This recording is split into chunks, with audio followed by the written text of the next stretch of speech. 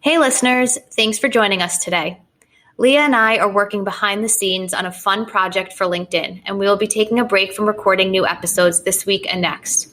We handpicked two of our favorites from the archive for you, and we'll be back to our regular programming on July 19th. What you're about to hear is LinkedIn's Vice President of Diversity, Inclusion, and Belonging, Rosanna Durruthy. Rosanna has been with our team for over 4 years and has an extensive background as a talent strategist, diversity officer, and consultant for companies globally.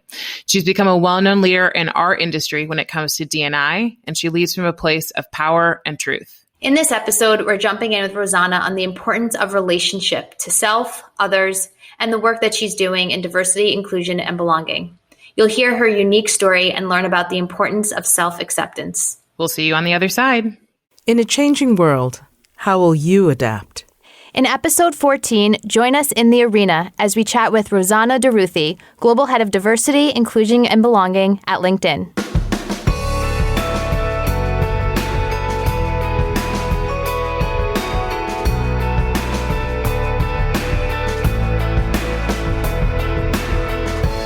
Hey listeners, welcome to In the Arena.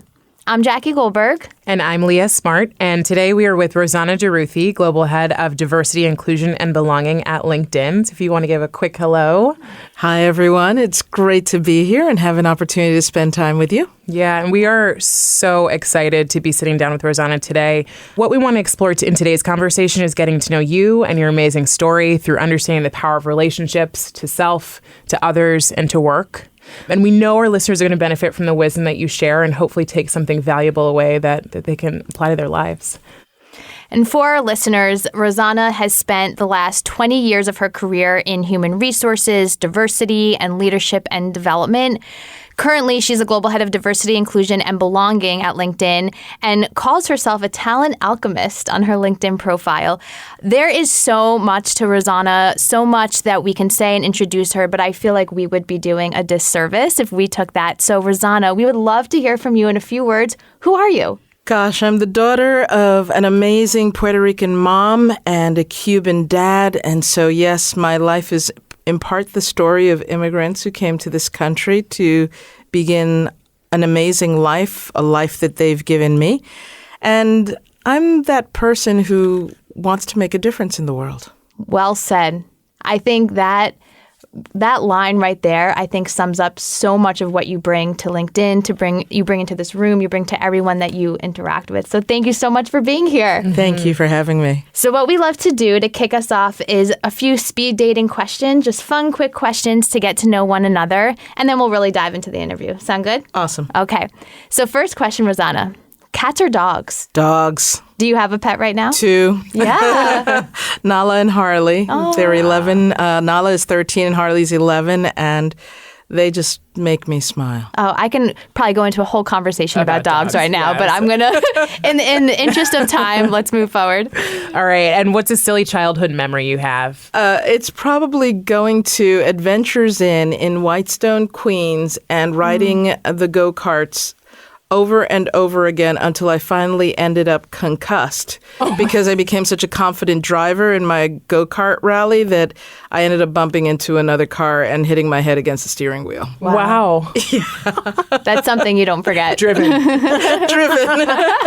Hard-headed, too. Great. Rosanna, what is one small thing that brings you happiness in your day-to-day? Thinking about my family. They light up my life, and it's an evolution to really understand the power of people who love you without question, unconditionally, and so it's a blessing. It's wonderful. Awesome. What location is still on your travel bucket list? Probably the Greek Isles. I have this fantasy of celebrating a major birthday with, a dozen of my closest friends sailing the Greek Isles. I'll be there. When's that happening? It may be in a couple of years. We don't know yet, but we're going to think about this one. This might be the next major milestone. I hope you get to cross that off your bucket list. Thank you. And last question, are you a camera person or are you a live in the moment kind of person? Live in the moment. I am the person who brings the camera and forgets to take pictures and then wants to kick herself for not having taken the photo. But when I'm taking photos, I realize I'm just not present to what's really going on. Yeah. I always try to take mental photos. I do a little snap. Oh, that's a good practice. Yeah, That's a mindfulness practice too. Like, I want to take a photo, but I don't. Let me take it mentally, bring it into I love it. I need to incorporate that. Yeah. It's a great little piece of advice. Awesome. Okay, so away from the speed dating bit, we want to take a look at your story a little bit, and we'll start with relationship to self. So the first question that we have to you, just to get to know you a bit better, are what are 3 words to describe your life journey so far?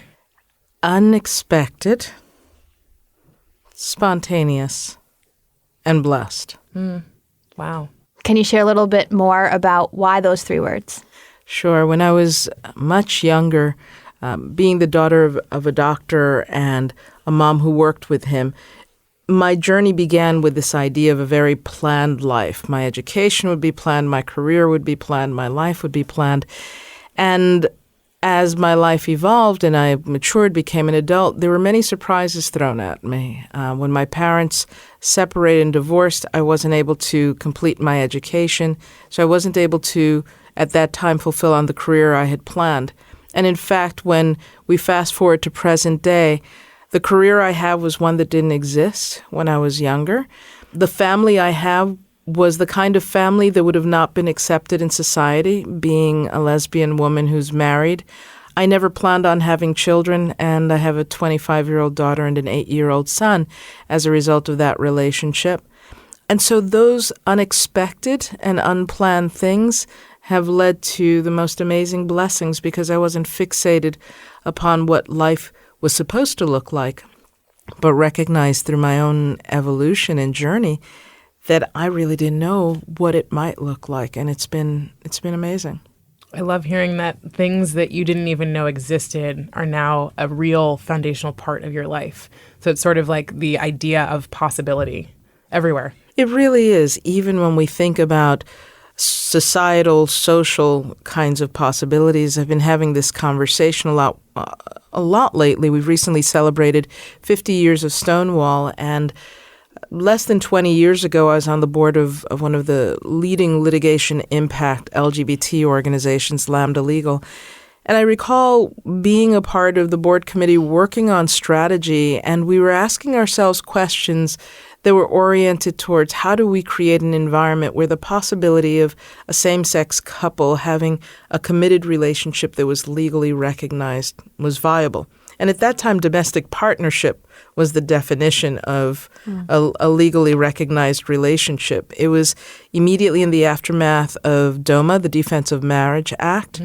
And it was just not viable to most of us to think that in less than 20 years, we'd be at a stage where in the United States of America, marriage equality exists. So the idea of my being married to the person I love and dreamed of having in my life is just, it's a dream come true. And when I was younger, being out wasn't even a consideration, much less marrying and having a family of this kind.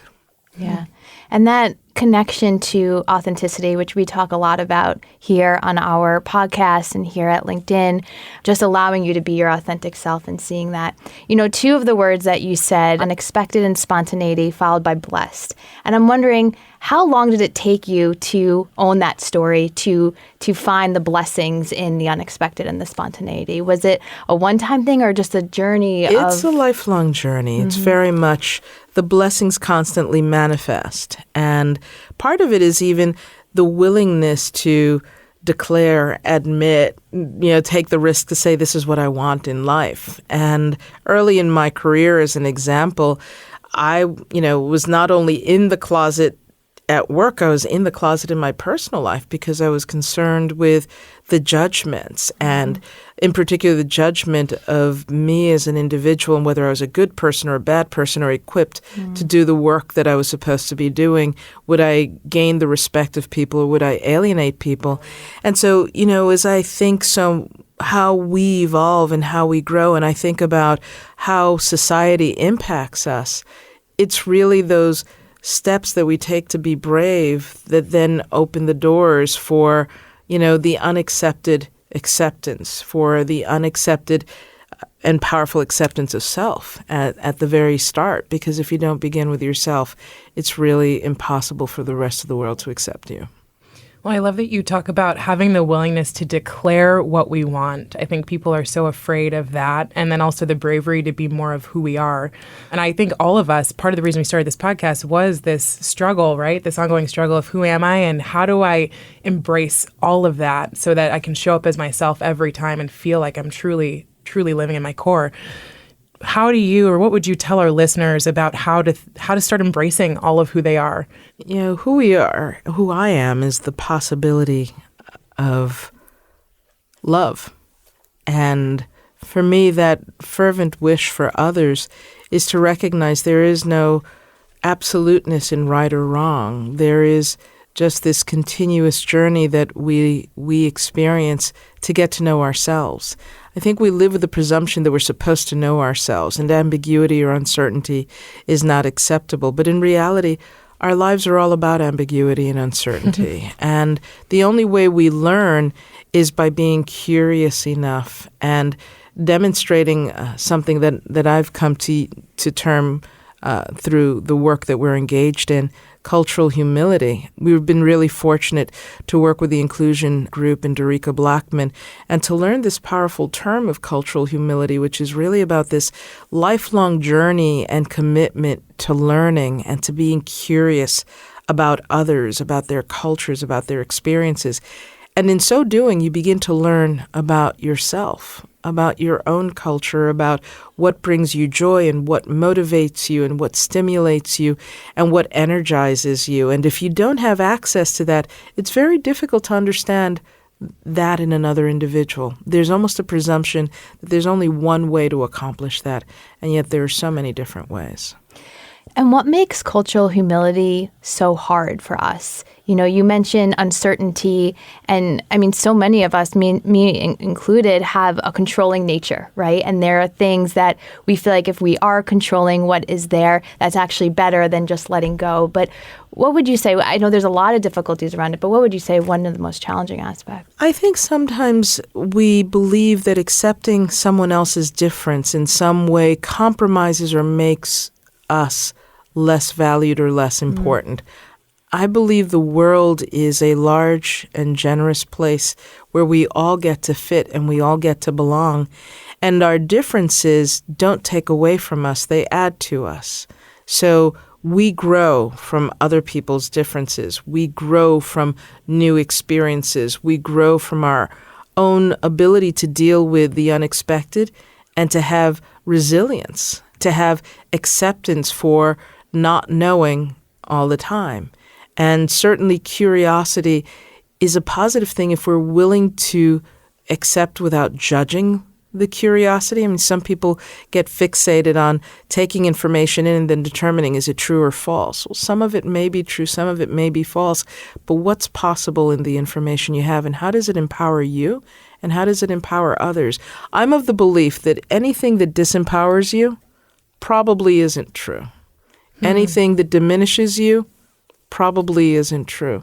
Anything that diminishes or takes away from another probably isn't true. That's my own personal philosophy. Do you have any practices that help you access a lot of this? I feel like this would be really powerful for people who don't know how to move into this space yet. I read a lot and I listen to different programs, news programs. I think my biggest practice is I try not to listen to just the things I agree with. And I think as human beings, we often seek our likeness and we want to hear things that remind us that we're right, as opposed to sometimes we really need to listen to the other side to understand what's going on and engage in conversations that run deeper than the superficial opinionation that we share. There are people in my life that we don't agree on a number of things, but we can respect each other and we can learn from each other through conversation. And I've learned that sometimes people think that they don't agree with each other because they express their points of view differently. But if you listen really keenly, sometimes there's more in common inside of those differences than they've allowed themselves to understand, because we just don't talk to people we believe we're going to have a disagreement with. Yeah. So open-mindedness is the one thing that's coming to my mind in terms of this conversation. I feel like we are speaking about such beautiful, fundamental, great things. And I'm wondering, how do we bring this into the workplace? Can you tell us a little bit about what you're up to here? How do you talk about cultural humility in the workplace? How do you bring some of these life lessons and wisdom into work? Sure. For me, it's easy to come into an environment like LinkedIn's where compassion is what our leaders lead with. And so this idea or notion of compassion grants us the space for this kind of powerful listening. And it grants us the ability to understand, how can I empower another? How do I inspire another? How do I create the space for that person to show up, be themselves, contribute their authenticity?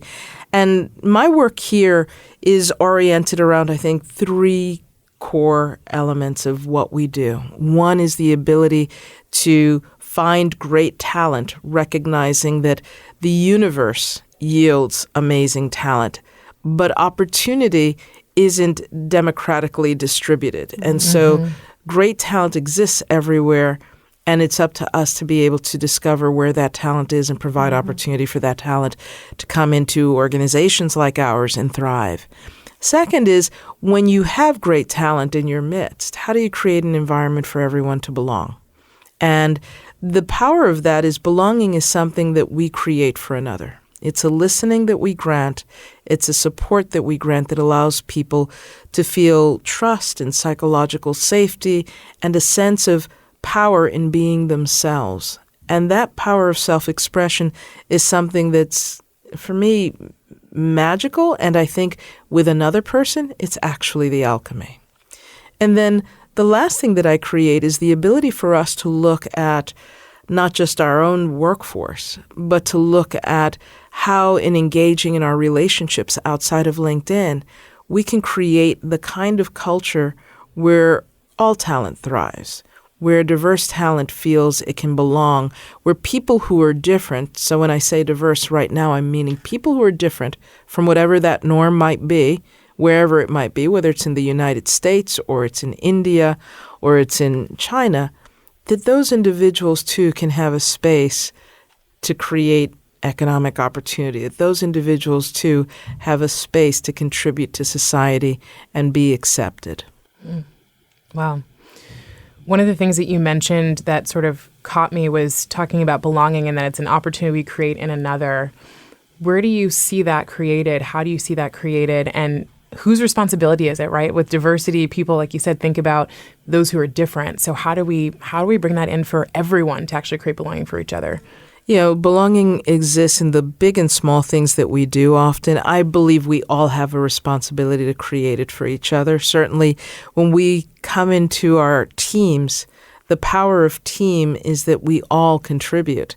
And belonging is that space that you grant by getting to know another individual, listening to them, and allowing them to share, express, contribute in the way that they best can.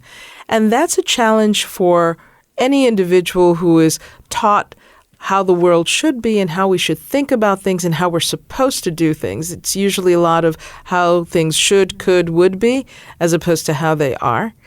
So belonging is really being able to meet someone where they are and welcome them in, allowing them to feel truly welcomed, valued, and appreciated so that they're able to do their best work. You had shared a story with some of the managers around some point in your 20s about having a conversation with a manager. I don't want to tell the story for you, and I don't know if you're open to sharing it, but there was something around trust with your manager, or trust in the workplace, right? And bringing your whole self. And I'm interested, for people who feel like, work is work and home is home, and I don't need to open up, and why do I need to be that way? Can you shed some light, whether it's from your experience or just what you see, what the importance is there to maybe open up a little bit, to share that vulnerability, to create that space for trust, and what the impact is? I'd be glad to. So I was in my late 20s, and it was my first corporate environment. I had been promoted a couple of times, and I was in a role as a generalist working for someone who was just lots of fun, and he was, a really good manager, and I was going through my performance review, and he was telling me how, I was exceeding expectations, had a great relationship with my clients, was creating a great deal of value in my role as an HR business partner. And we were now in that part of the conversation, it's the development conversation, where ideally it's kind of that inspirational space of where do we go from here and how do you grow? And my manager says to me, Rosanna, you're like a round ball. It's really hard to get a handle on you. And those words have remained etched in my life. As I look back, I see so many things, however, in those words. I see the truth of a manager who is trying to create the space for us to have a candid conversation. What I wasn't aware of then that I am now is I really didn't trust him. And the conversation in my own head was a conversation of, what do you mean I'm a round ball? You don't need to know anything more about me. My work is great, and that should stand as evidence of my performance, my potential, and my ability. Anything else is out of bounds. It shouldn't be in the work environment. My personal life and who I really am, all those things aren't consequential. And yet what that inflection point signaled for me was to grow into leadership, you do have to step in to the circle and share who you are. You have to give people the experience of understanding. So what I learned with my boss, who's now still a good friend, was he was just trying to get to know me. And at the time, I wasn't out at work. At the time, I kept my personal life so separate from anything I did at work that in many ways, I was like a ghost.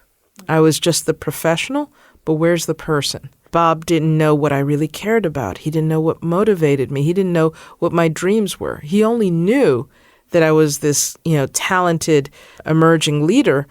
But where's the leader? Who's that individual who, through that vulnerability, through that willingness to step in and share who I was, could serve as an access for someone else to not only see themselves, but be themselves as well.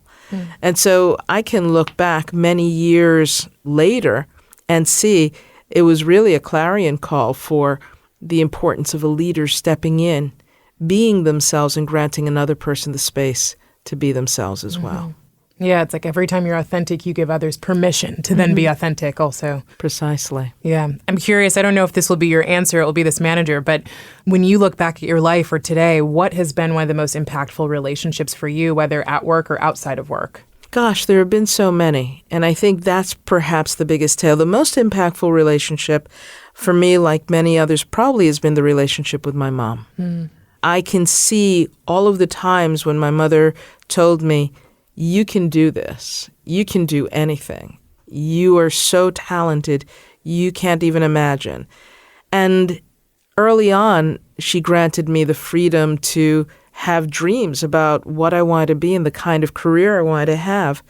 I can say that my fifth grade teacher, Dennis Rinsler, made a huge difference in my life. First, we put on West Side Story as the class play. And he allowed me to be Riff. Now, we're going back a long time. Talk about crossing roles where I got to play a boy, where I, as a Black Latino woman, got to play an Irish boy in one of the classic fight musicals, love story musicals around. And so, yeah, Mr. Rinsler played a pivotal role helping me express and be and not putting me in a box. He encouraged me to write, which was really an amazing thing as well. I've always loved writing, and it's a wonderful way of being able to cathartically relax and get a sense of just what's present for me. There are people in the work environment. Bob, definitely, and I didn't realize it until many years later, that Bob was really trying to tell me, hey, it's okay for you to be yourself. Now, at that time, I don't know how safe it was. I was fearful of, people knowing that I was gay. I recognized that as a woman and as a woman of color, there were things that I needed to be able to do to demonstrate and create trust in others. I had to find my own space of psychological safety and my self-confidence But there comes a moment where you have to yield and not be so self-reliant and invest in your relationships and that trust in others, which provides such a strong base of social capital, such a strong base of people being able to contribute to you, advocate for you, point directions out to you, give feedback, so many different things. So there have been numerous individuals who have been influential in my journey. Mm-hmm. What I really heard from that is it's okay to seek permission from others, but what we really need is permission from ourselves to be ourselves. And that is perhaps the scariest thing that we sometimes encounter. If we are busy trying to be what we think others want for us, we lose ourselves to people-pleasing, or we lose ourselves to pretending, or we lose ourselves to, I can't reveal that weakness because I won't get the opportunity. Mm-hmm. So granting that permission is perhaps the bravest act we can engage in. Because once you step into being yourself, there is a power that isn't equal to anything else anyone can give you. Yeah. It is a sense of acceptance. It is a sense of self-love. It is a sense of appreciation that also provides the important tolerance for ambiguity that the world will often yield, the tolerance for uncertainty that sometimes occurs because the future isn't always knowable. Yeah. It feels like so many of us, I was thinking the same thing, Jackie, and I was thinking of it as trust. And so was it trust of yourself, or is it trust that others weren't building with you? And it feels like it really is about trusting ourselves to step into our own authenticity. And we look all over the world, we look everywhere to find external things to make us validated. And the recognition that you end up having eventually is like, it's really all right here. The power of being is what enables the opportunities and the possibilities we want in life. And that externalization of someone else giving it to us really is almost the phantom illusion that we exist inside of. But we don't recognize that loving isn't a conditional act. You love because you choose to love. You're happy because you choose to be happy. And in a world where conditions give us being, we're constantly going to be questioning. We're constantly buffeted by what's wrong or right or working or not working. We live miserable lives because we have no ability to have that personal locus of peace, which we sometimes call control, but I like to call it peace. When, we talk a lot about our own transformation throughout these different episodes of In the Arena. And one of the biggest moments of transformation for myself was recognizing that I get to choose, that I have the power to choose. And that fundamental shift created a fundamental shift in my life. And just everything you just said, I couldn't agree more. And it's so wonderful to hear you speak about that. Talking about purpose and life purpose, you haven't necessarily said my purpose is or my life purpose is. Do you know what your life purpose is? And in what ways does your work allow you to express that? My work definitely allows me to express it. So my purpose is to enable and empower others to realize their full potential. And I've had the opportunity to do that in my work around talent acquisition and coaching and leadership development, and as an HR business partner, as an entrepreneur, and now in leading diversity, inclusion, and belonging here. I get to do it as part of not only the world's largest professional network, but perhaps one of the most compassionate organizations on the face of this planet. And waking up to our vision of creating economic opportunity for every member of the global workforce is not only the most noble purpose, it is the most powerful purpose because it speaks to a law of abundance. It speaks to creating a world where we all win. And often the underlying context of diversity and inclusion is that in order for someone to win, someone else has to lose. I don't believe that. This world is not only big enough for all of us, the power and providence of successful companies is that it grows opportunity for everyone in the company.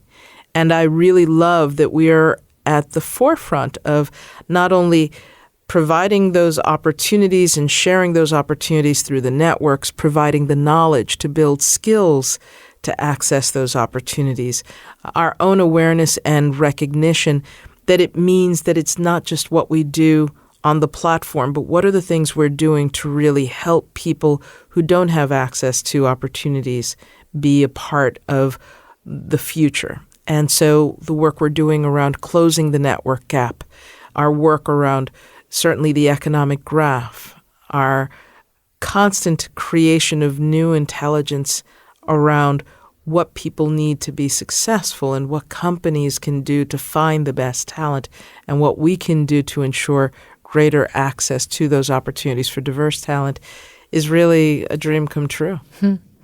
You're talking a lot about, obviously, our company, LinkedIn, and then also just outside in the world, how do you impact the rest of the world? And I'm curious just, to flip this on its head a little bit, what is hard about what you're doing? That's a really good question. What's hard about what I'm doing is that I can't do it alone. So there are a lot of people to enroll in this process of how we create these opportunities. Outside of LinkedIn, really not different. Before coming to LinkedIn, I was working in the diversity space as a leader as well. I'm a social network analyst by training, and it was probably about 20 years ago that I realized that the biggest challenge for talent that may be marginalized, whether it's women or underrepresented groups or LGBT population, has always been the network they have. And so prior to coming to LinkedIn, a lot of my work was around coaching emerging talent to look at not just how smart they were, how much experience they had, but what was the network they had that actually provided the necessary social capital to convert the next opportunity, whether it was a promotion or a new job or a development or stretch assignment that would provide new skills and new experiences. So in many ways, what I do at work and what I do outside of work kind of all fall into the same playing field. Yeah, it's interesting because you said social capital. I have a close friend in social impact. We talk a lot about privilege, and so much of privilege that isn't recognized outside of underrepresented minorities and everyone else who's kind of falls into that diversity area is having people around you that are literally able to uplift you because they've also been uplifted and the last generation was uplifted. And it's fascinating to me to kind of look at that and be really sober about the fact that that exists in the world. It's been unique to the formula of any form of social justice and social activism around. For the LGBT community, the ability to attain marriage equality here in the United States came as a result of allies, people who saw that being gay wasn't a threat, people who saw that being trans meant we need to do things differently to make sure that a trans person can have medical benefits because they were excluded from most medical insurance plans up until the Affordable Care Act was introduced. And so our own systems of inclusion and exclusion have marginalized people, which is where this work around diversity and inclusion isn't just about how do you bring in more women or people of color. It's how do you create systems and processes and services that don't discriminate against people, because as human beings, we should all have access to health care. We should all have the ability to be fully educated. We should all have the ability to rent a home and up-level ourselves and our lives and our communities. And quite frankly, our systems, our laws, in many ways, the things that we hold to as the true north for right and wrong are skewed and discriminate against groups of people. And so social capital becomes critical because it's about those who not only have the privilege, but those who have the influence.